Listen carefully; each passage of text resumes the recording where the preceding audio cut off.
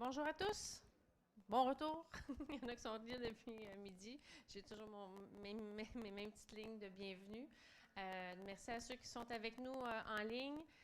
Comme j'ai mentionné plus tôt, on est en diffusion en direct sur les réseaux sociaux, sur Facebook, YouTube, Twitter et LinkedIn. Donc, ceux qui nous attrapent alors qu'ils surfent sur les réseaux sociaux, bienvenue avec nous.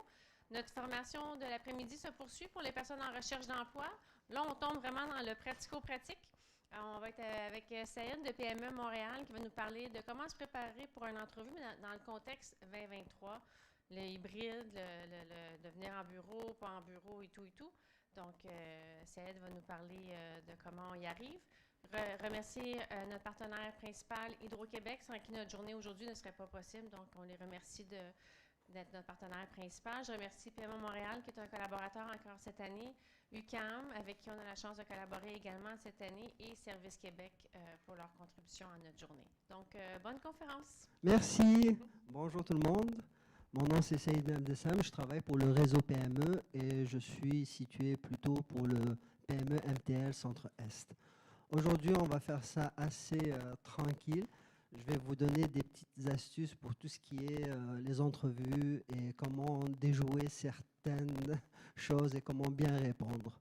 J'ai vu tantôt la présentation des gens, effectivement, ça rejoint un peu ce que je vais dire tantôt.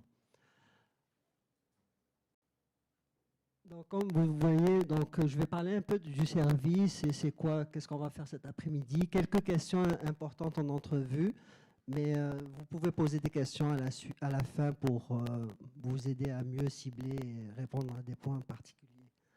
Nous, le réseau PME, on est 6 organisations, on couvre tout le territoire de Montréal.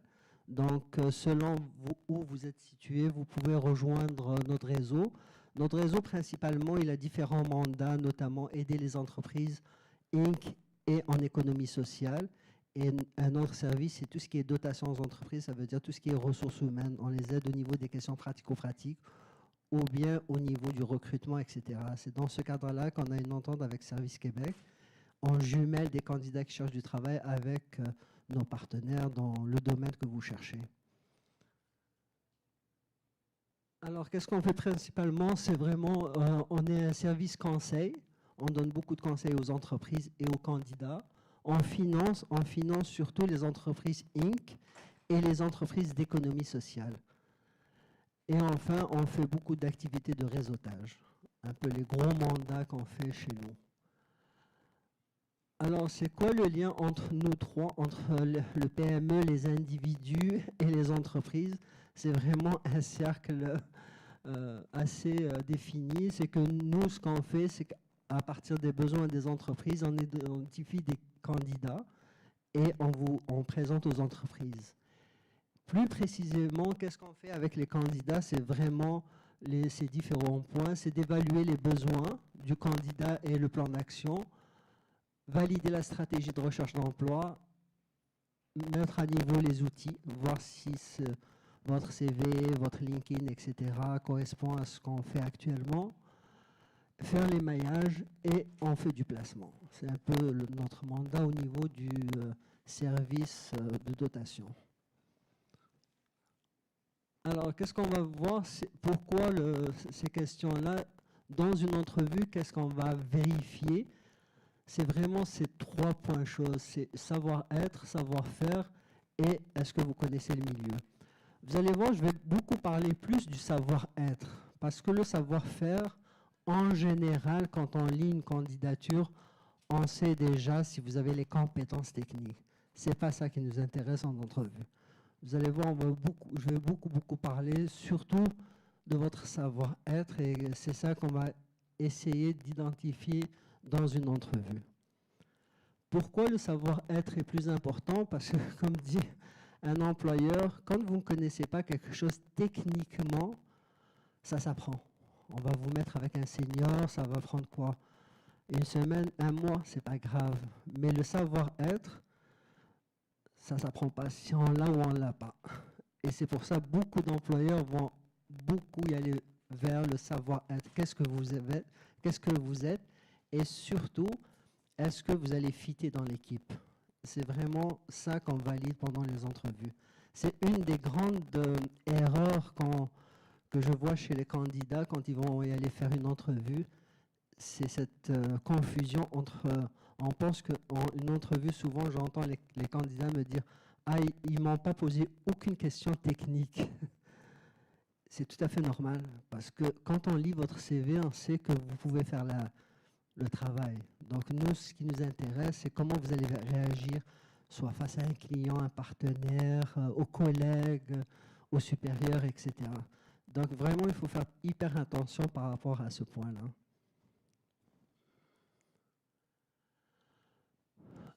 Là, on va parler, je vais donner des exemples par rapport au développement durable. Pourquoi vous avez choisi ce domaine? C'est ce qu'on veut savoir derrière l'entrevue. Est-ce que c'est une passion? Est-ce que vous êtes là juste parce que ça fait beau et original en 2023 de parler du développement durable ou autre? Donc, je vais donner quelques exemples par rapport à ça. On va passer aux questions. Souvent, la première question qu'on va vous poser en entrevue, c'est pourquoi vous voulez travailler chez nous? Qu'est-ce qui vous a emmené chez nous? L'erreur que je vois souvent, ou on entend souvent dans ce genre de situation, c'est que la personne va parler d'elle. Ce n'est pas ce qu'on cherche. Cette question, faites très attention. Nous, ce qui nous intéresse, c'est que derrière ça, ça me dit, est-ce que vous savez dans quoi vous vous embarquez? Donc, travaillez bien cette question, c'est hyper important. Là, j'ai mis quelques exemples. C'est vraiment, en entreprise, c'est quoi le développement durable pour vous? C'est quoi les missions, la valeur de l'entreprise? C'est pour ça que vous êtes là. Juste pour me dire, parce que j'ai vu l'offre, j'entends souvent, l'offre m'intéresse. Finalement, travailler chez nous ailleurs, ça n'a aucune importance. Donc, pour nous, vous n'êtes pas une personne qui nous intéresse parce que vous n'avez même pas eu la curiosité de voir c'est quoi notre rôle, qu'est-ce qu'on fait, est-ce que ça vous plairait ou pas, etc. Donc ça, c'est surtout en entrevue, c'est une erreur qu'on retrouve énormément et souvent. Je vais laisser les questions à la fin, ou est-ce que vous voulez qu'on les fasse au fur et à mesure, si vous avez des questions par rapport à ça? Oui, ok. À la fin, ok. Donc, se préparer, pour moi, c'est quoi se préparer? C'est vraiment d'abord lire les choses dans le domaine. Plus vous avez une connaissance du domaine, on va s'expliquer, vous n'êtes pas des experts, ou peut-être vous l'êtes, mais on ne cherche pas un expert, mais au moins que vous connaissez les grandes lignes de l'industrie, les concurrents, ça se positionne comment, c'est quel produit, quelle stratégie, c'est quoi le développement durable. Et c'est très important de connaître ce genre de choses. J'ai trouvé une phrase qui était hyper intéressante, je l'ai vraiment imprimée parce que je la trouve vraiment intéressante. Après, je vais vous dire pourquoi. Un développement... Alors, la question, c'était c'est quoi le développement durable? Que signifie le développement durable?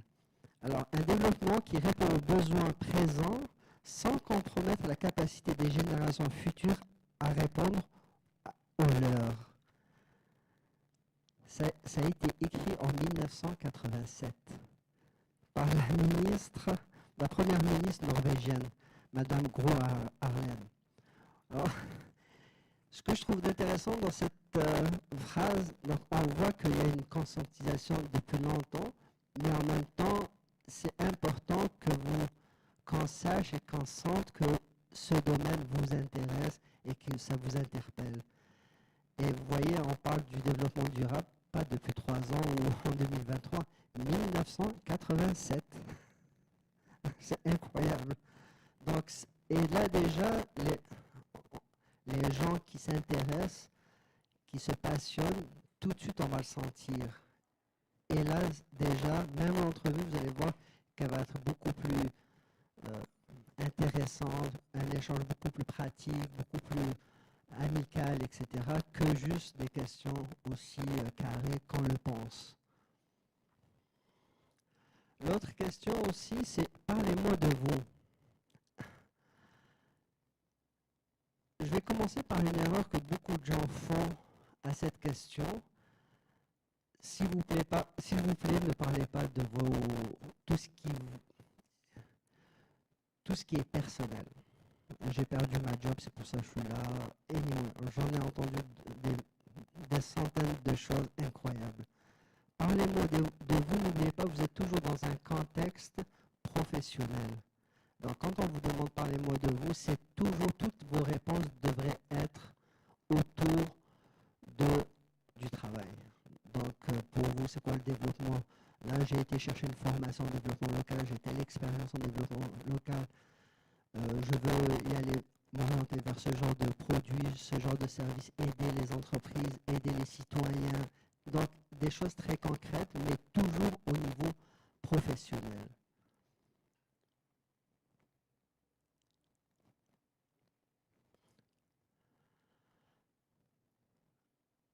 L'autre question aussi, c'est parlez-moi d'une situation stressante ou irritante au niveau que vous avez vécu.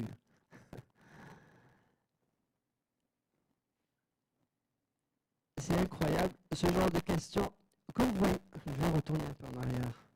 Ce qui est important dans ce genre de... Vous voyez, là, c'est des questions qui vous paraissent normales, mais nous, c'est votre réaction qui nous intéresse. Vous voyez, c'est toujours des questions très normales. De toute façon, c'est toujours les mêmes questions qui reviennent. Mais derrière ces questions, nous, ce qu'on est en train d'évaluer, c'est votre savoir-être. Comment vous allez réagir, comment vous allez nous parler, et est-ce que vous allez faire une distinction entre le professionnel et le privé. On peut, dans une entrevue, on peut être hyper friendly avec vous, mais ça reste un milieu professionnel, donc restez très professionnel.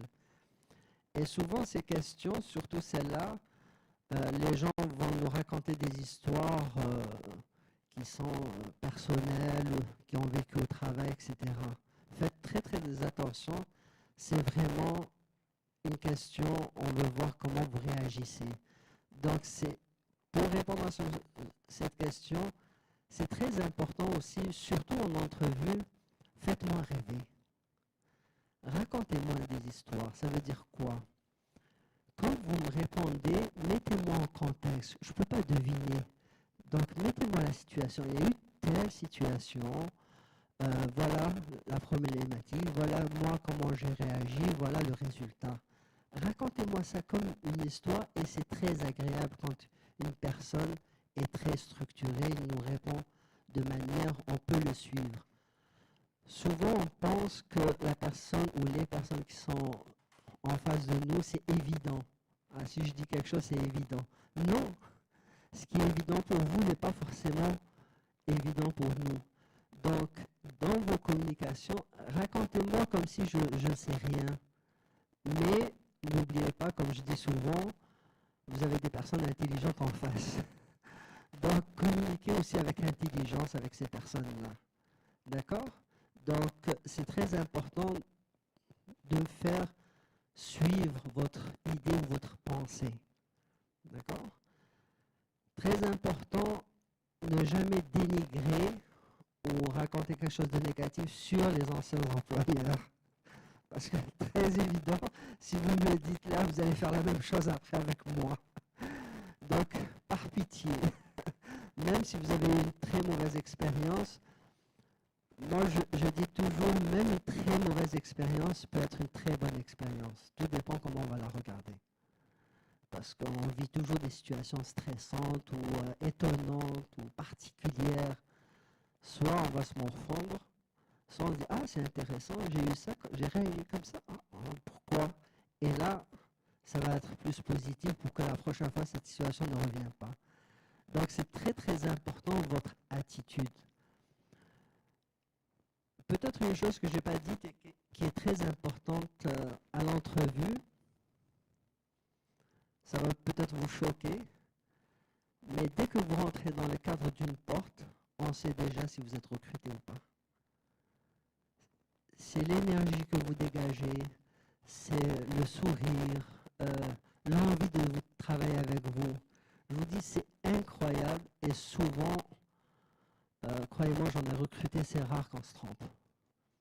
Déjà, tout ce qu'on fait, tout ce qu'on va dire là, tout ce que vous allez faire, c'est juste pour y aller valider. Est-ce que, ouais, elle est intéressante, est-ce que, ouais, la personne, ouais, j'ai bien vu. Et c'est très rare, en général, on est 2 ou 3 recruteurs, c'est très très rare qu'on a des avis divergents. D'accord? Donc c'est très important, votre attitude, quand vous arrivez. Une autre chose aussi que j'insisterai beaucoup sur l'entrevue, c'est sûr que c'est pas facile de chercher du travail. Je le conçois. Moi aussi, plusieurs fois, j'ai cherché du travail. À un moment donné, on est fatigué. On se dit, ah, ça répond pas, je suis fatigué. Oui, mais ça m'appartient, ça n'appartient pas à mon futur employeur. Donc faites très attention à ça. Parce que ce que vous allez dégager, ça va faire une grosse différence. D'accord?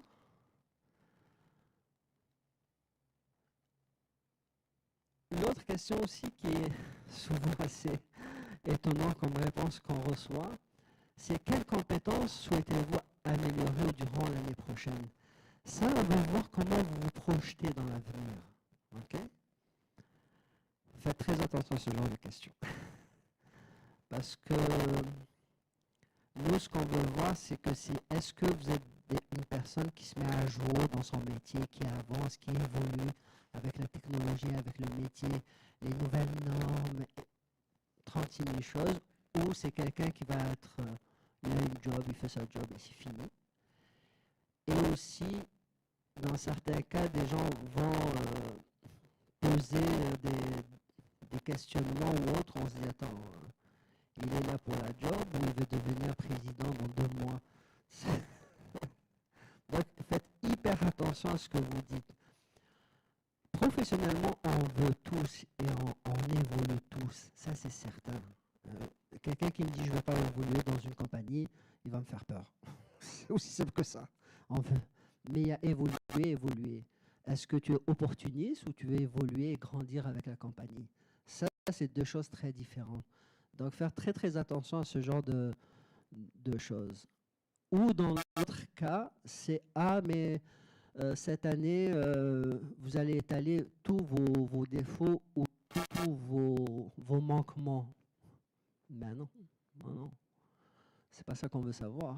Donc, visez toujours à aller voir quelque chose de professionnel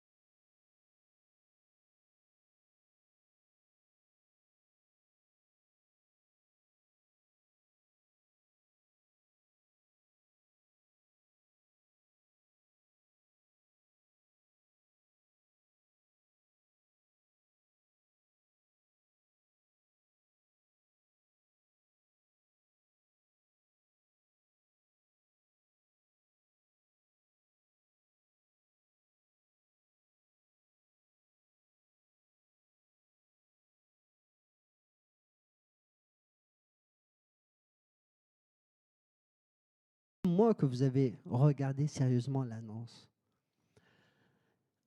Une petite parenthèse aussi, c'est à 90%, les mauvaises entrevues, c'est les gens qui n'ont jamais lu l'annonce ou qui ne la retiennent pas. S'il vous plaît, il y a une annonce. Lisez l'annonce et donnez-moi des exemples par rapport à ce que l'annonce veut.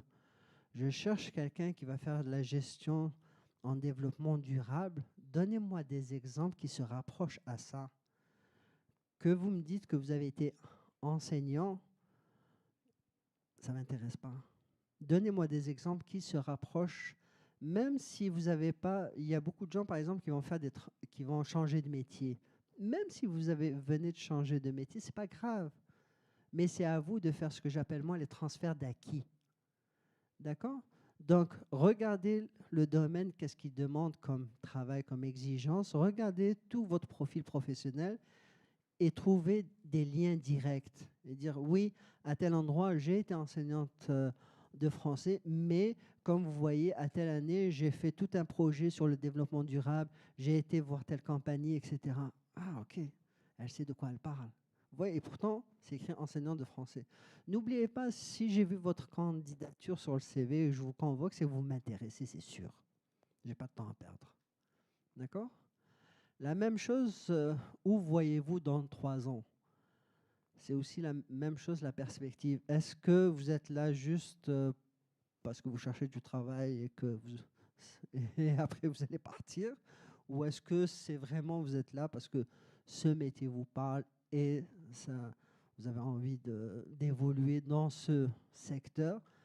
C'est sûr que maintenant on dit en moyenne, un salarié actuellement, en moyenne, il reste 3 à 5 ans dans la même entreprise, on le sait. C'est plus comme avant. Il y a des gens qui rentrent et qui sortent à leur retraite. On sait maintenant ça n'existe pas. La moyenne, c'est entre 3 et 5 ans, on le sait. Mais c'est juste, pour nous, c'est différent. Restez avec nous entre 3 et 5 ans ou restez 4 ou 6 mois. Parce que n'oubliez pas que j'investis sur vous. Je sais que les premiers temps, vous n'allez pas être efficace à 100%. Même si vous êtes le plus expert, il faut comprendre les structures de la compagnie, les produits, surtout ce que j'appelle moi la culture organisationnelle de l'entreprise. Chaque entreprise a sa propre culture. Donc les 2, 3, 4 semaines, si vous êtes très bonne, les 2, 3, 4 semaines, c'est juste pour vous adapter à notre culture. Après, c'est parti. D'accord? Donc c'est très, très important de nous rassurer. Rassurer surtout aussi si vous avez eu beaucoup de jobs où vous avez changé régulièrement. Nous rassurer que vous êtes là pour un bout.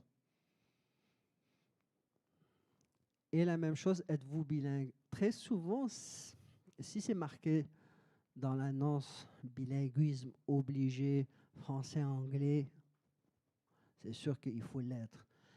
Sinon, on demande ça juste pour voir. Pour nous, bilingues aussi, c'est juste est-ce que, si vous avez un appel d'un anglophone, est-ce que vous êtes capable de répondre? Ce n'est pas d'écrire comme Shakespeare ou autre. Ce n'est pas ça qui nous intéresse. Ça va?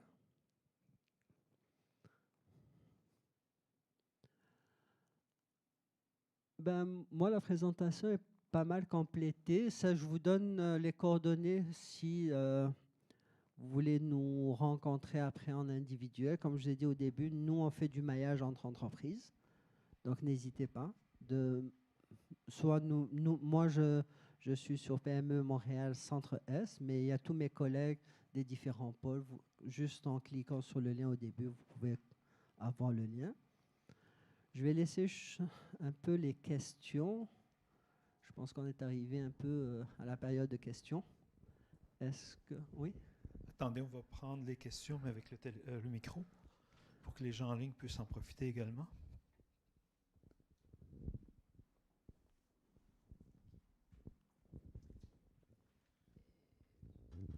Bonjour.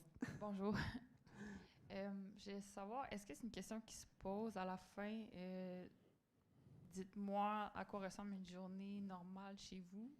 Parce que vous disiez que c'était pas bien de poser la question quel est le poste? Mais des fois, puisqu'on a lu la description du poste, mais des fois, c'est pas toujours clair non plus. Fait, à quoi ressemble une journée typique? Moi, je vais vous répondre par une question. Pourquoi vous voulez savoir ça? pense que ça va être ton quotidien pendant le restant peut-être pendant plusieurs années. Oui, mais qu'est-ce que vous voulez savoir derrière cette question? Peut-être j'ai mal précisé. Est-ce que la job pour laquelle vous postulez, vous êtes capable de le faire? Par contre, l'équipe, elle est comment? Est-ce qu'elle est fine, elle n'est pas fine? C'est toujours notre interrogation, c'est ça. Une journée type, je peux dire, ben, vous allez rentrer à 9 heures, vous allez travailler jusqu'à midi, vous avez une pause d'une demi-heure, c'est une journée type. Mais après, la relation avec les collègues, le contenu du travail, pour moi, c'est deux choses différentes. Vous comprenez pourquoi les questions sont toujours délicates? Parce que... Ne recommandez pas cette question, donc. Moi, posez-vous toujours la question. Si vous posez une question, c'est pourquoi vous la posez. Qu'est-ce que vous voulez comme... Est-ce que vous voulez que je vous rassure qu'on ait une belle équipe? C'est pour ça que je dis aux gens, avant de me poser la question, posez-vous la question, pourquoi vous nous la posez? Moi, dans ma tête, je vais me dire, pourquoi elle a posé cette question? Qu'est-ce qu'elle veut savoir? Comme je vous ai dit tantôt, je ne peux pas vous dire qu'on est l'équipe la plus formidable de Montréal. C'est subjectif. Je ne vais pas vous dire non plus que, oh, chez nous, c'est une catastrophe. Vous allez rentrer, on va vous enfermer dans un bureau. Non, je ne peux pas.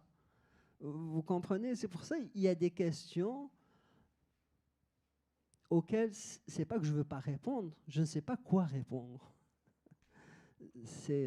Et souvent, comme je dis, si vous voulez savoir si on est une équipe sympathique ou pas, souvent c'est par notre réseau. Mais en même temps, après, vous êtes une professionnelle. Moi, je suis sûr que dans n'importe quelle organisation, vous allez vous adapter en fonction des gens, etc. Et au pire, il ne faut pas y aller sur les terrains subjectifs. C'est trop vague. Merci.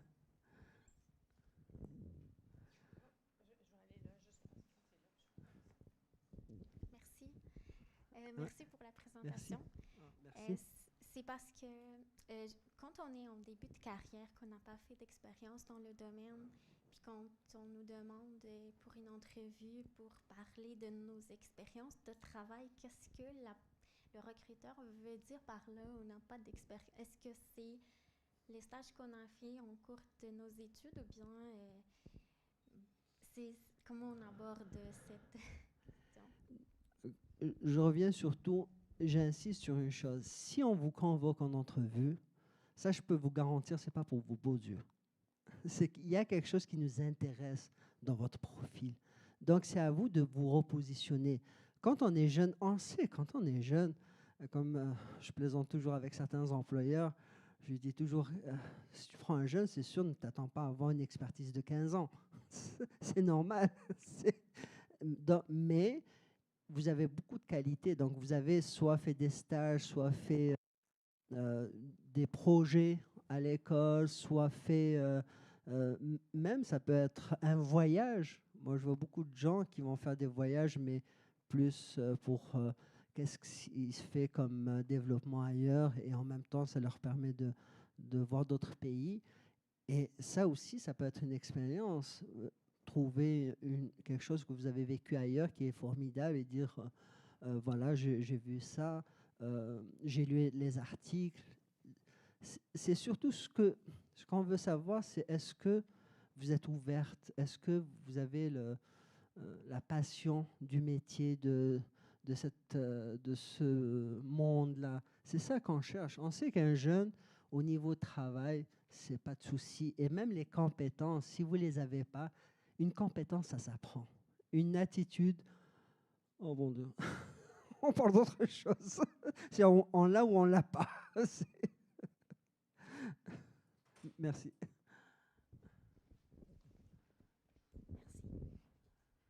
Donc, bonjour, mais encore une fois, merci beaucoup pour votre présentation. J'ai en fait deux sortes de questions. Une, c'est, j'ai vu ce conseil en ligne, mais c'est assez mitigé, la réponse. Il y en a qui suggèrent qu'à la fin d'une entrevue, on demande qu'est-ce qui vous empêcherait de m'embaucher aujourd'hui? Donc, je voudrais savoir, est-ce que c'est une bonne question à poser? Et puis de deux, est-ce que vous avez des conseils pour ceux qui ont de l'anxiété pour des entrevues et qui ont peur de geler dans le moment? OK. Je vais commencer par la deuxième réponse parce que merci de la poser parce que j'ai eu une situation comme ça. Je vais vous raconter cette anecdote, elle est vraiment géniale. On devait embaucher une secrétaire, OK? Elle est arrivée en entrevue, je vous jure qu'elle n'était même pas capable de donner son nom, tellement elle était stressée. Là, on s'est regardé avec mes collègues, on s'est dit, écoute, ça ne sert à rien. On va aller prendre un café. On est descendu à la cafétéria, on s'est pris un café, on a jasé dans l'escalier, on est remonté, et c'est la dame qu'on a recrutée. Ça aussi, c'est l'intelligence du recruteur. On sait qu'il y a des gens qui figent certaines situations, mais ça n'enlève rien en leurs compétences et en ce qu'elles sont. Donc, je dis, il y a une partie que malheureusement des recruteurs n'ont pas, mais je vous dis, les bons recruteurs, je vous assure, ce n'est pas ça qui va nous décourager du tout. On le sait. Vous êtes humain, on est humain. N'oubliez pas une chose, on est aussi stressé que vous en entrevue. Je vais vous dire pourquoi. Parce que si je rate l'entrevue, je t'embauche, 3 mois plus tard, tu pars. À ton avis, le boss, il va venir voir qui? C'est moi. Est-ce que j'ai bien fait ma job? Est-ce qu'on a fait tout le tour? Est-ce qu'il y a quelque chose qui nous a échappé? Il faut que je réponde à tout, c'est est-ce que? Donc, on est aussi stressé d'avoir la bonne ou le bon candidat. Donc, votre première question, c'était est-ce que... Ouais.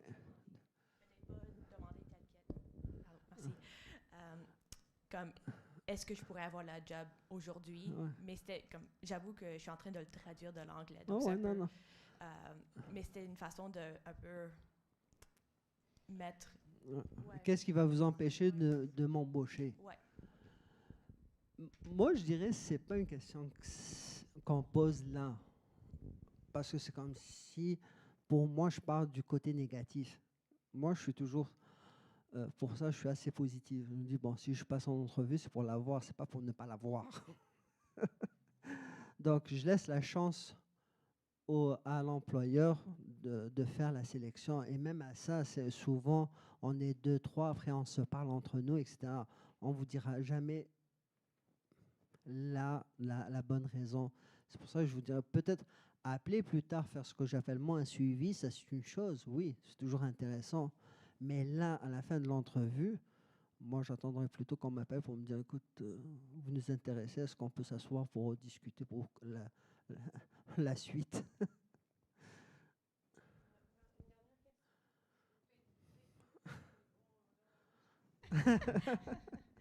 Je voulais savoir, quand on a beaucoup d'expérience, mais peu, par exemple, dans le domaine du développement durable, comment vous voyez la préparation du CV pour justement pour se vendre un peu, pour qu'on soit retenu en entrevue? Puis vous parlez aussi de l'importance du savoir-être. Est-ce qu'il y a une façon de le montrer dans le CV, justement, pour être appelé en entrevue? Je vous dirais, je vais répondre, c'est 2 volets. Le premier volet, c'est quand on change de profession. Moi, je dis, une erreur que beaucoup de candidats font, c'est vous ne faites pas ce que j'appelle moi les transferts d'acquis. Okay? Dans ce domaine-là du développement durable, qu'est-ce qu'ils demandent? Est-ce qu'ils demandent quelqu'un qui s'est fait rédiger, etc.? C'est ces points-là que je vais ressortir sur mon CV. Moi, je viens d'un milieu financier et j'ai atterri dans les ressources humaines. C'est sûr, la première chose que j'ai faite, j'ai démontré sur mon CV que j'étais capable de faire ce métier-là. Et le boss aussi, en entrevue, il ne m'a pas épargné. Il me dit, tu viens de la finance, tu gagnais 4 fois le salaire qu'on va te donner. Donc, j'étais préparé. J'avais envie, c'était une passion pour moi. Le monde de la finance ne m'intéresse plus. J'avais envie d'y aller vers l'humain.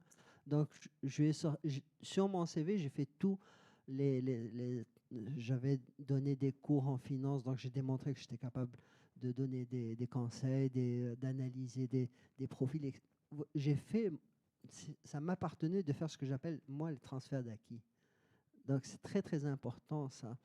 Dans un CV, c'est sûr qu'on ne peut pas sentir votre savoir-être, c'est en entrevue. Mais n'oubliez pas que l'entrevue pour nous, c'est en 2 étapes. La première, la première chose qu'on veut d'abord répondre, c'est est-ce que vous êtes capable de faire la job? Donc, si dans le CV, on se dit oui, ça veut dire que les compétences techniques sont... Et la deuxième étape, c'est savoir faire l'entrevue, c'est est-ce que vous allez fitter dans l'équipe, etc. Je me suis trompée, il nous reste comme 25 minutes. Fait qu'on a encore le temps pour des questions. Dans ma tête, c'est 14h30, mais on peut prendre... Non, on peut pas. Oui. Est-ce qu'on les met en lien avec des emplois qu'on a déjà eus, ce transfert d'acquis, ou dans une section à part? Non. Dans les emplois que vous les mettez en premier et après vous rajoutez la suite. Mais chaque emploi, comme ça, quand je lis, je dis OK, elle est capable de faire ça, ça, ça, OK, elle m'intéresse. Bonjour. Par Bonjour. rapport au salaire, il y a plusieurs offres qui n'affichent pas le salaire ou qui disent selon politique de l'organisme. Et de un, je me dis ça va pas être un bon salaire. Sinon, Non. il l'affichera. Et Non. de deux, comment vous abordez ça dans l'interview pour pas donner des attentes de salaire qui ne sont pas à l'auteur de l'organisme ou de l'entreprise? En tout cas, je vais essayer de répondre parce qu'il y a plusieurs volets. Bon, il y a un premier volet. Sachez qu'il y a des organismes et des organisations, c'est pour ça que j'insiste sur les deux, c'est qu'ils sont syndiqués. Il y a une grille salariale et c'est comme ça. Ceux-là, il n'y a rien à faire. Donc, quand ils n'affichent pas, ce n'est pas forcément c'est pas un bon salaire. C'est juste, ils vont vous dire c'est selon l'échelle salariale de l'organisation. Donc, ça se discute après. Après, vous avez dans des... Ce qu'il faut savoir, c'est il faut juste savoir à peu près votre expertise vaut quoi. Donc, moi, souvent, je vois des gens qui vont y aller, par exemple, sur les statistiques gouvernementales. Ils vont dire, ben, gestionnaire de projet, c'est entre 80 et 120 000. Moi, je vous dis, ne faites pas ça. Essayez de trouver des annonces qui correspondent à votre profil et faites une moyenne des salaires qu'ils proposent. Et là, vous avez votre fourchette qui est à jour. Parce que malheureusement, entre les statistiques qu'on retrouve sur Internet gouvernemental, et je vous assure, c'est des choses qui sont très, très bien faites, parce que j'en connais des gens, des économistes qui font ça. Ils font ça vraiment génial comment ils font, mais ça prend 3 ans pour le faire. Mais 3 ans sur le marché du travail concret, mon Dieu, il y a beaucoup d'eau qui a coulé. Donc, ça peut être vrai pour certains secteurs, mais la majorité, ça peut être complètement soit à la hausse, parce qu'il y a un manque de candidats, ou soit à la baisse, parce qu'il y a trop de candidats. Donc, je vous dirais, le truc le meilleur où vous allez avoir le bon pouls, c'est au niveau de faire une moyenne dans les annonces.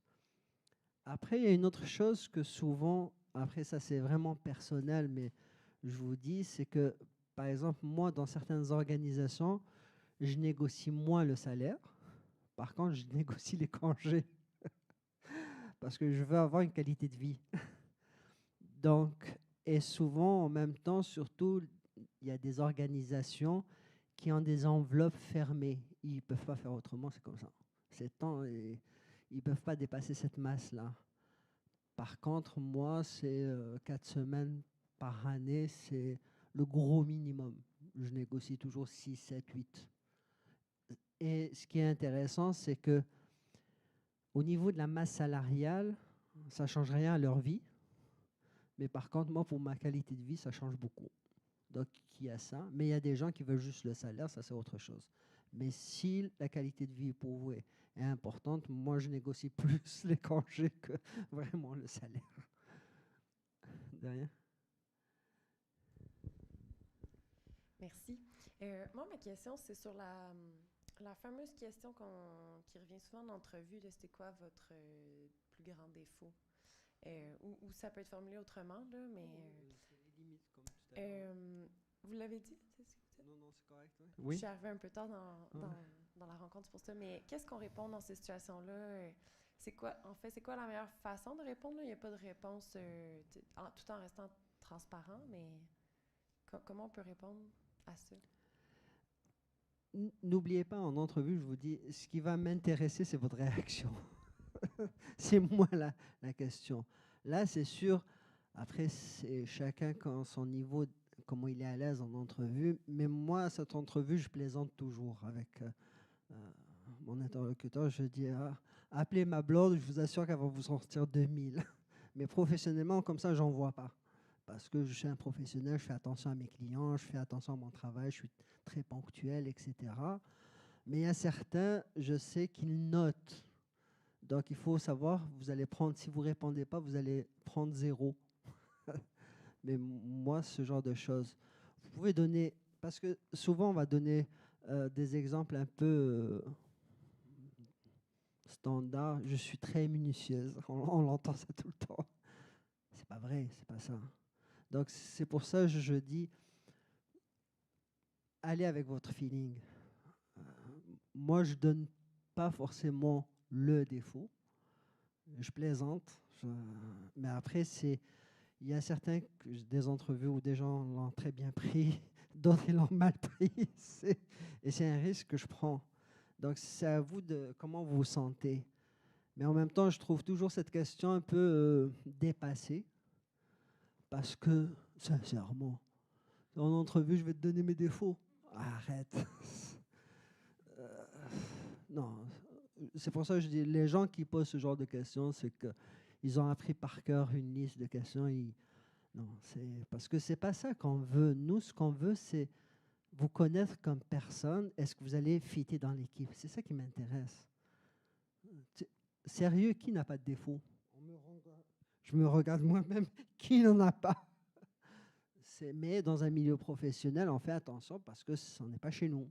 Donc, il y a des choses qu'on va faire 2 fois plus attention parce qu'on est en milieu professionnel. Je ne sais pas si j'ai répondu à votre question. Merci. Bonjour. Bonjour. Moi, ma question, c'était est-ce que c'est bien vu ou mal vu de demander les perspectives d'évolution dans l'entreprise lors des entretiens? Ça dépend aussi de quelle organisation, de quelle... La question, je vais vous poser, moi, l'inverse. Pourquoi vous avez postulé? Parfois, ça peut être des portes d'entrée, justement. Est-ce que la job vous intéresse ou pas? Ou c'est juste pour mettre un pied pour évoluer ailleurs? C'est ça le danger. N'oubliez pas, les questions que vous me posez, moi, dans ma tête, ça tourne à 300 à l'heure. Si déjà, vous n'êtes même pas en poste et vous pensez à évoluer, est-ce que ce poste, c'est vraiment ce que vous voulez ou c'est juste vous voulez rentrer chez nous? Après, ça permet aussi de si je rentre dans une boîte où j'ai l'impression qu'il y a 0 perspective pour de nombreuses années, je trouve que ça donne un peu aussi une image de... ça ne veut pas forcément dire que je veux changer demain. Mais vous ne le savez pas. C'est ça, on part toujours avec des a priori. Que ce soit une petite organisation, qui vous dit que demain, ils vont avoir un nouveau projet hyper intéressant? On ne le sait pas. Là, on est en train de travailler toujours sur du subjectif et de l'hypothétique. Donc, c'est pour ça que je dis aux gens, faites attention. Est-ce que d'abord, cette job-là vous intéresse réellement? Parce qu'on va le sentir, ça, je vous le garantis. On va le sentir si vous êtes là pour la job ou vous voulez juste être comme première job. Ouais. Et je vous dis, là, je vous ai mis 6 questions, mais en général, une entrevue, c'est 1 heure, 1 heure et demie. Donc, on a le temps de faire le tour. Donc, mais en général, on sait que les gens qui rentrent ici dans notre organisation, c'est pour évoluer aussi. Je sais que tu ne peux pas rester 5 ans dans le même poste et après, tu as fait le tour du jardin. Donc, un bon employeur, il réfléchit déjà. Vous savez, chez nous, déjà, quand on recrute une personne, on voit déjà dans combien de temps ça va changer, sur quel poste il peut aller, etc. On le sait déjà, mais sur le coup, là, d'abord, fais ce job-là, après on verra la suite. Merci. Bonjour. Bonjour. J'aurais 2 à 3 questions. Oh. Ma première question, elle revient sur un thème qu'on a parlé tantôt, des CV. Si on a fait d'expérience dans d'autres domaines, c'est ça, est-ce que c'est une possibilité de monter un CV ou est-ce que c'est encore bien vu de monter un CV qui fait comme introduction des expériences par rapport au poste demandé et après ça, j'énumère mes formations et les autres expériences par employeur ou c'est pour mettre la lumière sur mes acquis que je peux transférer dans le poste demandé ou ça se fait moins? Il y a deux choses là, je vais répondre en deux parties. Si vous me dites que vous voulez faire un CV par compétence, je vous dis non. On appelle ça dans notre jargon à nous un CV de liste d'épicerie. Pourquoi? Parce que nous, on doit répondre à 3 questions quand on regarde un CV. C'est qu'est-ce que vous avez fait, où vous l'avez fait et combien de temps vous l'avez fait. La liste d'épicerie ne nous dira jamais combien de temps vous l'avez fait. Donc ça, c'était à la mode, je vous dirais, il y a une dizaine d'années en arrière, c'était vraiment à la mode. Mais là, je vous dis, beaucoup de recruteurs, faites attention, surtout des grosses organisations, votre CV va aller directement à la poubelle. Okay. Parce qu'il faut qu'il réponde combien de temps. Par contre, vous pouvez garder votre CV chronologique, par date, mais votre profil professionnel, là, faites un beau profil qui va me parler. Souvent, c'est une partie qui est très négligée. Et je vous dis, j'en reçois, je lis, je me dis, c'est quoi cette histoire? Là, oui, ça peut être, s'il vous plaît, j'ai déjà vu des profils professionnels sur une page. Pitié, non. Non. C'est 10, 12 lignes max. Et là, piquer ma curiosité, là, je vous dirais, oui, c'est génial, faites-le. C'est bon. Et j'enchaîne avec ça. Si j'ai un gros trou dans mon CV pour des raisons personnelles, tantôt on avait dit, rester professionnel, on ne rentre pas dans les sujets personnels et tout ça, mais le trou dans mon CV, c'est à cause d'une raison personnelle, privée. Quand est-ce que c'est le meilleur moment d'en parler? Est-ce que je le mets dans... Si dans le CV, il va apparaître. De toute façon, vous le cachez ou vous ne le cachez pas, on va le voir. C'est ça. Donc, en général, moi, je dis, laissez-le comme ça et ça se discute en entrevue. Un trou, un bon recruteur, je vois qu'il y a un trou, mais bon, après, ça dépend. C'est un trou de 10 ans, ça va m'inquiéter. Un trou d'un an et demi, c'est correct. Maintenant, s'il y a certaines personnes, que ce soit hommes ou femmes, qui vont prendre du temps pour élever leurs enfants, vous pouvez écrire ça. C'est gestionnaire familial, juste pour que je sache que vous n'étiez pas en prison. Vous comprenez? C'est juste ce qui m'inquiète, moi, quand c'est très lent, je me dis, ouais, mais ok, c'est quoi cette histoire? C'est juste me rassurer. Est-ce que c'est cette possibilité d'en parler dans la courte description du profil? Même si vous dites, bon, on ne rentre pas dans les choses personnelles, c'est ça, mais c'est il y a peut-être des raisons valables. Oui, mais comme je dis, ça dépend comment vous allez me le dire. Si vous me le dites comme professionnel, ça va. Moi, je lis des choses, je viens de divorcer, j'ai besoin de cet emploi. Je m'excuse. Sincèrement, je suis quelqu'un d'hyper empathique. Mais non, je ne peux pas. C'est pas le moment ni le lieu. Vous comprenez? Il faut toujours ça. Revenez toujours. Je me positionne comme une professionnelle. That's it. OK. Dernière question. Les salaires discutés. Oui. Si on parle de salaire, je regarde, est-ce qu'on peut faire l'erreur de pas assez demander? Est-ce que ça peut être vu comme elle se sous-estime ou c'est quoi ça, elle n'est pas à jour pour rester dans la fourchette ou je me dis, bon, j'ai plus de chances de rentrer si je demande pas trop. C'est tout ça aussi, là. Pas d'exagérer, mais pas de rester en dessous non plus. C'est ce que je vale sur le marché. De toute façon, la question des salaires, moi, je vous dis, ayez quand même une idée de ce que ça vaut. Et s'il vous plaît, ne vous dévalorisez pas. Ça ne sert à rien. On le sait, on le voit. Moi, je vois quelqu'un qui a 15 ans d'expérience professionnelle qui va me demander un salaire très bas. Je vais me poser des questions. Je vais dire, pourquoi il faut que ce soit raisonnable. Mais en même temps, je vous dirais, même en entrevue, inversez la vapeur. Pourquoi vous ne posez pas la question? Moi, je pose la question. Je n'ai pas vu de salaire sur votre offre. Je sais que vous êtes un organisme. Vous avez budgété. Vous proposez quoi? On va discuter. et vous laissez la porte très ouverte. Ça va? Est-ce qu'il y a d'autres questions? Il y avait madame. Merci beaucoup encore pour la présentation. Merci. Ma question était sur le suivi, dans le fond, après l'entrevue ou après avoir postulé, si vous avez des conseils, est-ce qu'il y a de l'étiquette autour de ça?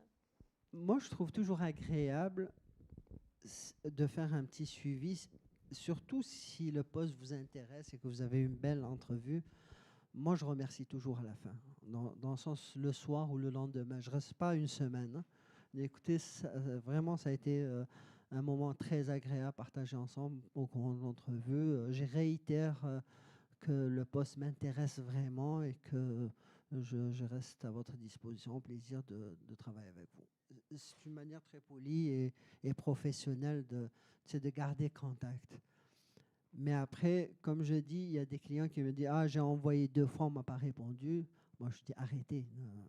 Si je remercie une fois, je ne remercierai pas 10 fois, ça c'est certain. » Et normalement, c'est là aussi, même moi, pour moi, un employeur, j'ai envie de travailler pour lui. Si j'envoie quelque chose et on me répond, déjà, ça prouve « Ah, ok, j'ai envie de travailler pour cette personne. » Si j'envoie 2 fois et que je n'ai pas de réponse, je dis déjà...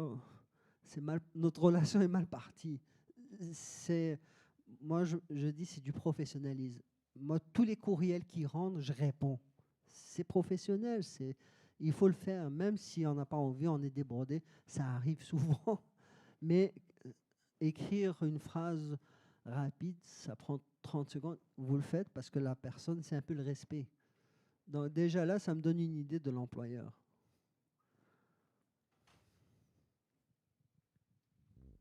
Ça fait le tour des questions? Bon, ben, il ne me reste plus qu'à remercier Céline. Merci pour toutes beaucoup. les informations. Donc, juste vous rappeler qu'on a une photographe qui est disponible sur place juste au 2e étage dans la salle Sainte-Catherine si vous avez besoin d'avoir un nouveau portrait corporatif pour une page LinkedIn, entre autres, ou autres besoins. Elle est là jusqu'à 4 heures, donc ne manquez pas cette chance. C'est gratuit! Et puis, on prend une petite pause. En fait, on est de retour à 15 heures ici pour la conférence sur comment... j'oublie le titre, là. Voyons. J'ai le titre. Oh my God. Comment gérer sa marque, exactement, sa marque employée pour maximiser son offre salariale. Fait que ça va être super intéressant. C'est avec Éric Poirier qui est également chez PME Montréal. Fait qu'on se retrouve ici à 15 heures. Pour les gens en ligne, on se retrouve dans une quinzaine de minutes. Merci.